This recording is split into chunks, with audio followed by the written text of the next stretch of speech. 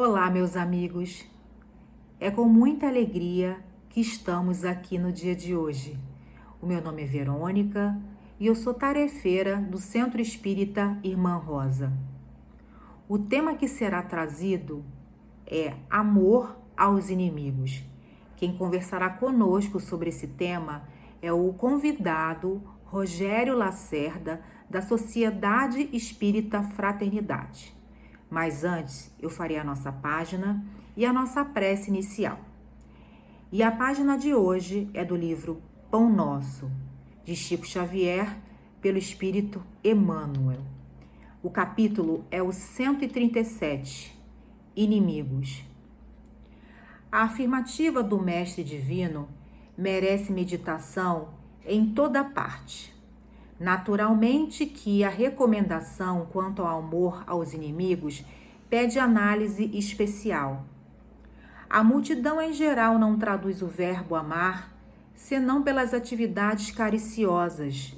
Para que um homem demonstre capacidade afetiva ante os olhos vulgares, precisará movimentar imenso cabedal de palavras e atitudes ternas, quando sabemos que o amor pode resplandecer no coração das criaturas sem qualquer exteriorização superficial, porque o Pai nos confira experiências laboriosas e rudes na terra ou noutros mundos, não lhe podemos atribuir qualquer negação de amor.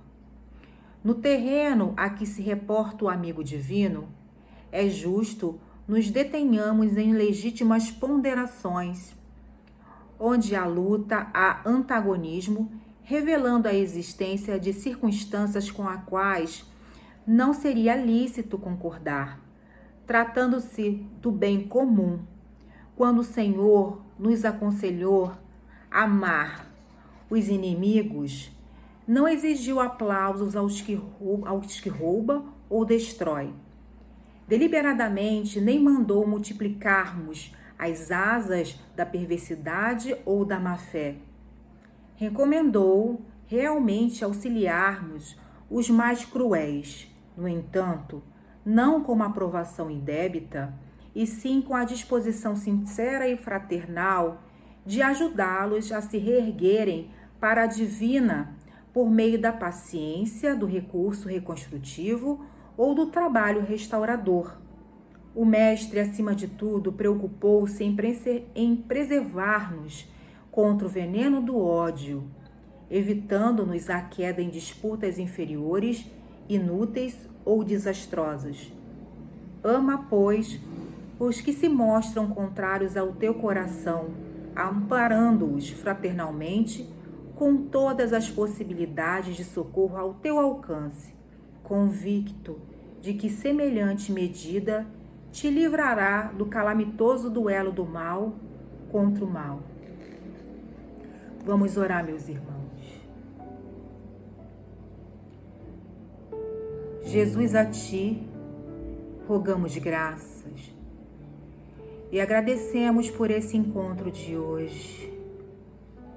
Pedimos a ti esclarecimento, calma, amor e equilíbrio para absorver as palavras do querido Rogério, que serão bálsamo, que serão a luz, que nos trará o conforto. Jesus, amigo, esteja conosco em todos os momentos, que a sua palavra seja sempre, sempre amor e aprendizado.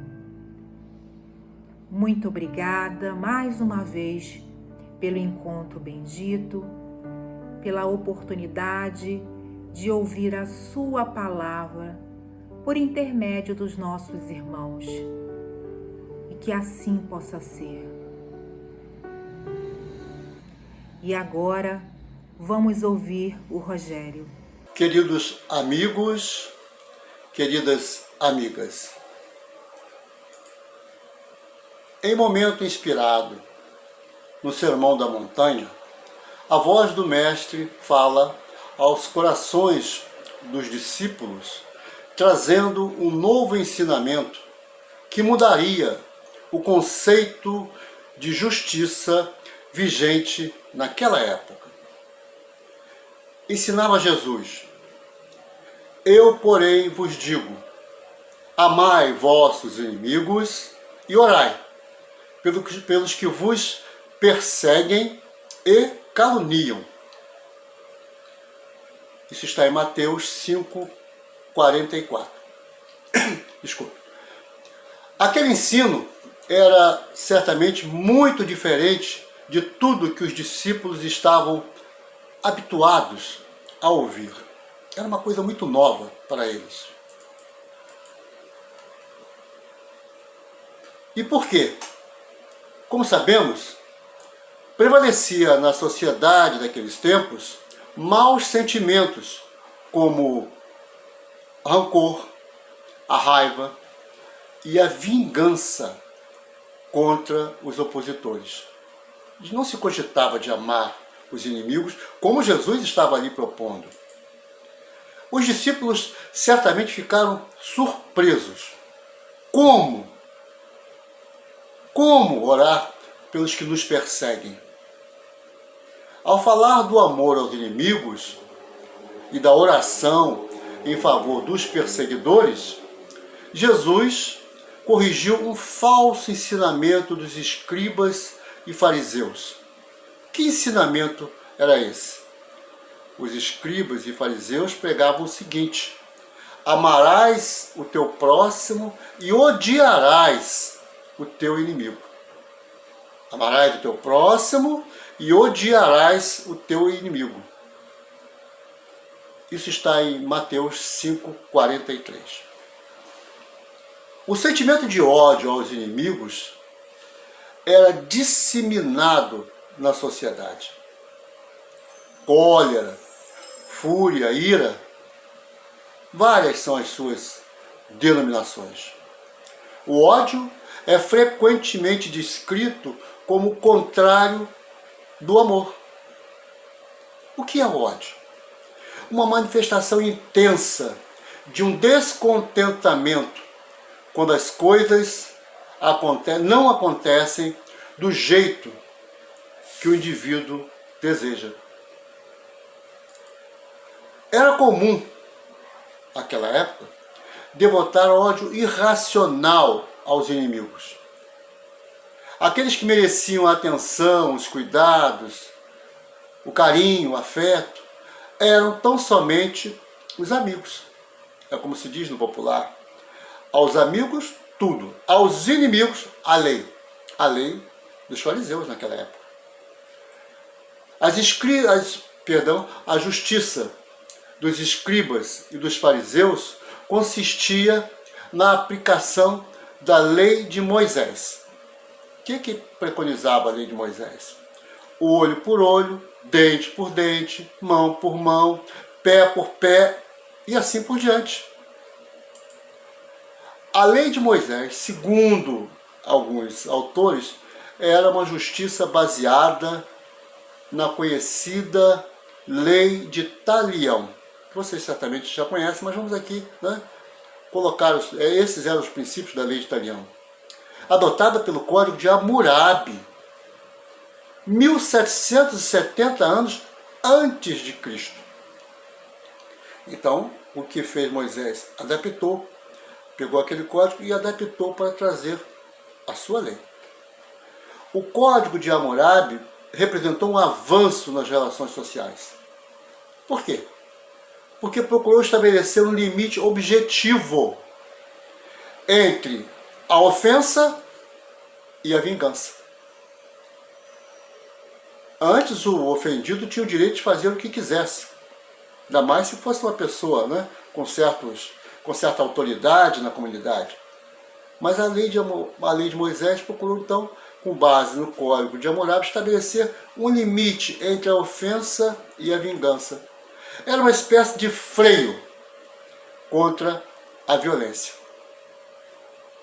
A lei de Talião conscientizava o homem que, ao cometer uma agressão a alguém, dava ao agredido o direito de retribuir a agressão na mesma medida. Daí vem o conceito: olho por olho, dente por dente por dente, pé por pé e assim por diante. Qual era a intenção, então, de Moisés ao estabelecer essa lei? A intenção por trás do princípio era restringir a compensação ao valor da perda. A compensação teria que ser proporcional à perda. Jesus, no entanto, veio trazer um novo conceito de justiça. Acabar com essa história de olho por olho, dente por dente. Não, Jesus trouxe um novo conceito, um novo ensinamento. O mestre, com a sua autoridade, inaugurou uma nova era na história da humanidade. A era da misericórdia. Por isso pregava Jesus: eu, porém, vos digo, amai vossos inimigos e orai pelos que vos perseguem e caluniam. Esse desafio, orar pelos inimigos, tem sido interpretado como algo, por alguns indivíduos, como algo muito difícil, uma norma muito sublime demais, para que possa ser praticada pelos homens. Não se sentem à altura de fazer o que Jesus está propondo. E argumentam: se já nos custa tanto amar os nossos amigos, se é com sacrifício que renunciamos a alguma coisa que nos dá prazer em benefício deles, como amar os inimigos? Não é? Não é verdade? Se já é tão difícil a gente renunciar a alguma coisa em favor dos nossos amigos, como que nós vamos fazer isso pelos nossos inimigos? Pensavam, é muito difícil. Onde encontrar forças para retribuir o mal com o bem?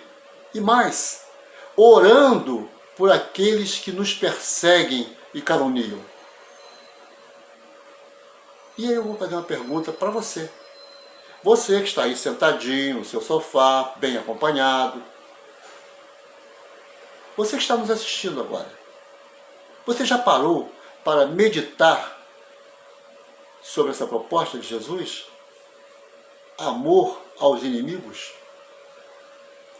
E mais, o que significa o amor aos inimigos, como ensina o Mestre de Nazaré?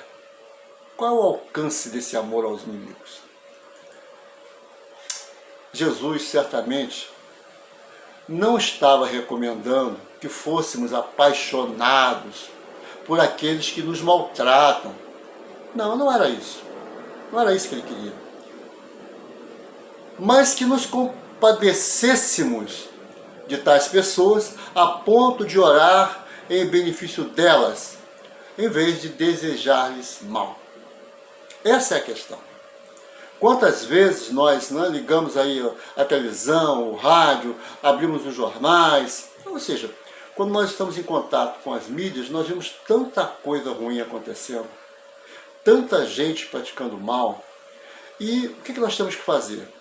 Nós temos que desejar mal a essas pessoas também? Não, pelo contrário. Devemos sim vibrar por elas. São espíritos equivocados. Seguiram o caminho errado. O que nós temos que fazer é orar para que em algum momento essas pessoas retomem o caminho correto, a fim de aprenderem.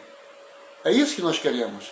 Ninguém tem que desejar mal àquele que está praticando mal. Não é isso. Nós temos que orar por ele. É o que Jesus está nos solicitando. É o que Jesus está nos recomendando, está nos ensinando. Amar os inimigos não significa, de maneira alguma, trazê-los para o nosso convívio de imediato. Abrir-lhes as portas do coração de uma vez. Não é isso. Mas, na verdade, o que nós temos que fazer é o seguinte: vamos com paciência, estreitando o nosso relacionamento. Aquela pessoa que você achava que não, sabe, meio complicada, seja no seu trabalho, na sua escola, no seu condomínio, Aos pouquinhos você, ao passar por ela, cumprimente, continue cumprimentando, ajude no momento de que ela esteja com alguma dificuldade ali. E assim nós vamos aos pouquinhos estreitando esse relacionamento. Podemos não estar em harmonia com eles, mas não temos que negar as peculiaridades positivas, as virtudes daquele que neste momento se apresentam como nossos inimigos. Podem até se apresentar como nossos inimigos, mas certamente tem alguma coisa de bom. E é isso que nós temos que valorizar. Jesus não estava propondo que fôssemos apaixonados por aqueles que nos maltratam, mas que nos compadecêssemos de tais pessoas a ponto de orar pelo bem delas, em vez de desejar-lhes mal. Então aquela pessoa que é meio complicada, você vai desejar mal, não ora por ela. Continue orando, até que num dado momento você vai ver que essa pessoa, poxa vida, mudou um pouquinho. E você também vai mudando o seu modo de ver essa pessoa. Isso é que é importante. Vamos continuar. Jesus estava ensinando qual deve ser o nosso comportamento ante o opositor, tratando-o sem mágoas ou ressentimentos. Isso é importante, sem mágoas ou ressentimentos. E quanto a isso, eu quero pegar aqui o Evangelho de Lucas, o Evangelho de Lucas, lá no capítulo 6, versículos 32 a 36. Eu vou ler esses versículos e, à medida que eu for lendo cada versículo, eu vou acrescentar alguns comentários para ver se a gente enriquece aqui o nosso encontro. Vamos lá? Então vamos ver o seguinte. Nesse evangelho nós vamos ver o seguinte: Jesus não deixa dúvidas quanto à questão do mérito e da recompensa. Que tudo que nós fazemos de bom, nós seremos recompensados. Jesus está dizendo isso. Vejamos então o que diz o texto bíblico. Diz o seguinte, primeiro versículo, 32. Se somente amardes os que vos amam, que mérito se vos reconhecerá, uma vez que as pessoas de má vida também amam os que as amam, os que os amam. Então, as pessoas de má vida também amam aquelas outras pessoas que também são de má vida. Existe amor entre eles. Assim como existe entre nós, nos consideramos já cristãos, existe também lá entre eles. Então não estamos fazendo vantagem nenhuma. Vemos então que a questão não se resume a amar somente os que estão em sintonia conosco. Não. Nós temos que estabelecer essa ponte com aqueles que não estão em sintonia conosco. Então nós temos que amar só aqueles que estão conosco. Não. Amar também os que não fazem parte do nosso círculo de relacionamento afetivo. Amar os que estão à nossa volta é muito fácil, mas Jesus está propondo que nós amemos aqueles que não estão nesse nosso círculo. É isso que ele está querendo. Vamos para o outro versículo. Se o bem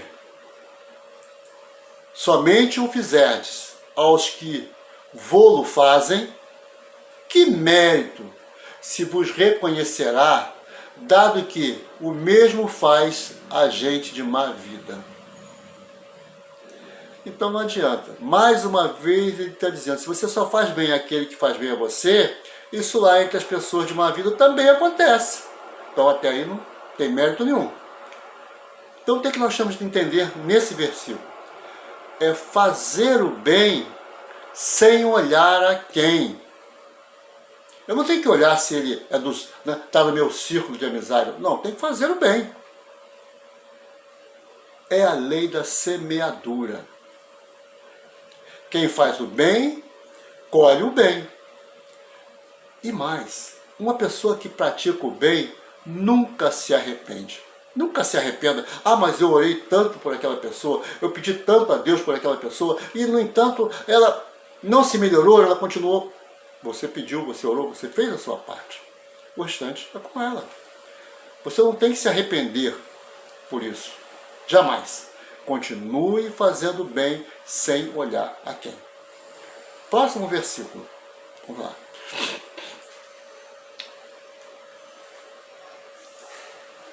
Se só emprestardes àqueles de quem possas esperar o mesmo favor, eu só vou emprestar para quem pode me emprestar também. Vou repetir. Se só emprestardes àqueles de quem podes esperar o mesmo favor, que mérito se vos reconhecerá quando as pessoas de má vida se entreajudam dessa maneira para oferir as mesmas vantagens? Então, entre as pessoas de má vida, isso também acontece. Para obter uma vantagem, eles ajudam, para ser ajudado daqui a pouco. Pelo que vos toca, amai os vossos inimigos, fazei bem a todos e auxiliai sem esperar coisa nenhuma. Então é fazer o bem sem a intenção de receber alguma coisa em troca. Faça o bem pelo bem. O que nós podemos entender desse versículo especificamente? Um dos entendimentos predominantes nos mundos de provas e expiações como o nosso, o planeta Terra, se caracteriza na expectativa de receber alguma coisa em troca do bem realizado. Tal comportamento é um atestado de quanto ainda vivemos egoisticamente. É um egoísmo, né? Eu te ajudo desde que você me ajude também. Eu faço por você desde que você mais adiante faça por mim também. Você se compromete? Se você se compromete a isso, então eu vou te ajudar. Caso contrário, não. É o egoísmo. Manifestamos um amor exacerbado aos próprios interesses, a despeito dos de outrem. Nós só estamos fazendo em atenção aos nossos interesses. Eu só estou ajudando na expectativa de que mais na frente eu serei ajudado também. Vamos lá. Então, muito grande será a vossa recompensa, e sereis filhos do Altíssimo, que é bom para os ingratos e até para os maus. Então, o que Jesus está dizendo? Se nós procedermos da forma como Ele está dizendo, para que nós façamos, amando os nossos inimigos, orando por eles, então diz Ele, então muito grande será a vossa recompensa, e sereis filho do Altíssimo, que é bom para os ingratos e até para os maus. No popular nós dizemos hoje, gentileza gera gentileza. Descubra como você pode melhorar o mundo ao seu redor. Mais um versículo. Sede, pois, cheios de misericórdia, como cheio de misericórdia é o vosso Deus. Essa é a lei que Jesus veio nos trazer. A era da misericórdia. O que Ele está nos propondo é que nós sejamos misericordiosos. É a lei que Ele nos traz. Nada de olho por olho, dente por dente, pé por pé. Não, isso é coisa do passado. Nós agora temos que agir com misericórdia, tentando, na medida do possível, transformar aquele que nesse momento se apresenta como nosso inimigo em nossos amigos. O que nos diz Emmanuel? Emmanuel diz o seguinte: cultivar a misericórdia não é alçar exclamações de piedade inativa para os céus. Não é isso. Não é só ficar orando. Não, não é isso. Lastimando os males do próximo com a boca e guardando os braços em repouso diante do sofrimento alheio que nos convoca ao auxílio, à fraternidade e à cooperação. Então não adianta ficar aqui reclamando porque nós temos que lidar com essa ou aquela pessoa um pouco mais complicada. Não, não é isso. Nós temos que levantar os braços e agir diante dos sofrimentos alheios que nos convocam ao auxílio, à fraternidade, à cooperação. Ao anunciar aos seus discípulos as bem-aventuranças no Sermão da Montanha, Jesus lançou o seu revolucionário convite de amar todo ser humano como um irmão, até mesmo quando ele dá provas de ser um inimigo. Mesmo que você reconheça naquele companheiro, volta a insistir, lá no ambiente de trabalho, na escola, no seu condomínio, no clube que você frequenta, aquela pessoa que você, puxa vida, não posso considerar um amigo, essa pessoa se apresenta como inimigo. Mas mesmo assim nós temos que então agir com ele como Jesus está propondo. Bem-aventurados os misericordiosos, que lutam e sofrem, que se agitam e trabalham na materialização do bem comum, porque todos aqueles que fazem da piedade o serviço constante do amor encontram realmente portas abertas para o reino de Deus. Então, aqueles que, se nós queremos alcançar o reino de Deus, temos que seguir o que Jesus está nos propondo. Tenhamos sempre em mente as palavras de Jesus para as nossas reflexões. Ouviste o que foi dito. Amarás o teu próximo e aborrecerás o teu inimigo. Eu, porém, vos digo, amai os vossos inimigos, bendizei os que vos maldizem, fazei bem aos que vos odeiam, e orai pelos que vos maltratam e perseguem. Essa é a mensagem que nós queríamos trazer para vocês hoje. Finalizando, eu quero agradecer a atenção de todos que estão nos acompanhando e lembrar que a seguir será publicado um áudio onde a colaboradora Geise irá fazer a prece final e frutificação das águas. Muita paz. Querido Mestre Jesus, estamos chegando ao final do nosso estudo sobre o Teu Evangelho. Estamos refletindo sobre os Teus ensinamentos e assim permanecemos unidos a Ti, nosso Mestre. Estamos convencidos de que será através do Teu Evangelho, no sentimento e nas atitudes, que conquistaremos as bem-aventuranças.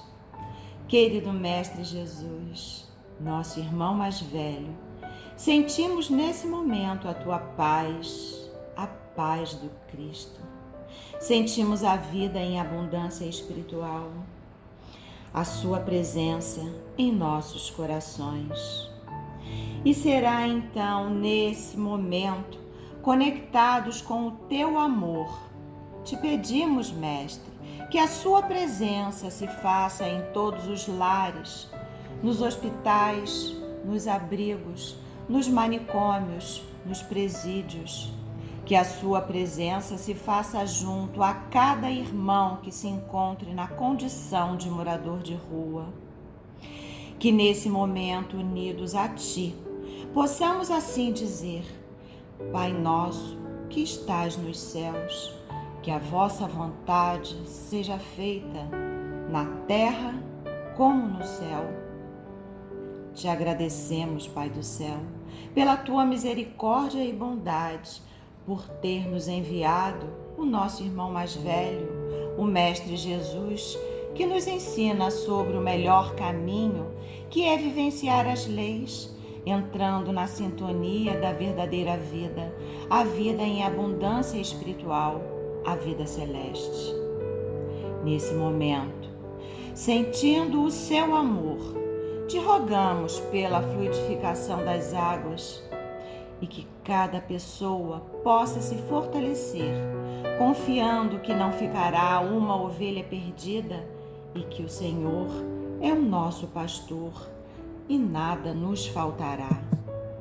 Muita paz para todos. Graças a Deus.